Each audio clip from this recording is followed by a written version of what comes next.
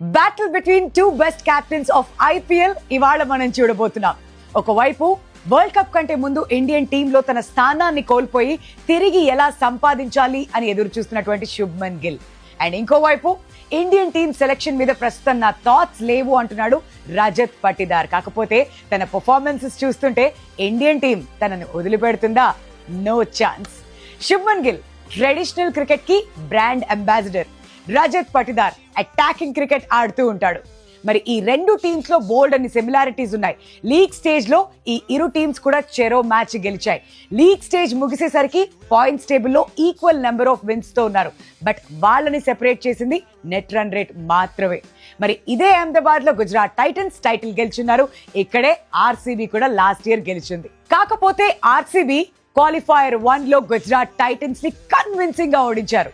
ఇక్కడ మర్చిపోకూడని విషయం ఏంటంటే ఈ ఫైనల్స్ జరుగుతుంది అహ్మదాబాద్ లో.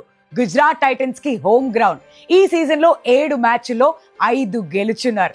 ఇప్పుడు మీరు చెప్పండి, రజత్ పటిదార్ బ్యాక్ టు బ్యాక్ 2 టైటిల్స్ ఆర్సీబీకి అందిస్తాడా? Will he be that third captain? ఇంకోవైపు శుభ్మన్ గిల్ తన కెప్టెన్సీలో గుజరాత్ టైటన్స్ కి మొట్టమొదటి ట్రోఫీ అందించబోతున్నాడా? మీకేమనిపిస్తుంది? కింద కామెంట్ చేయండి.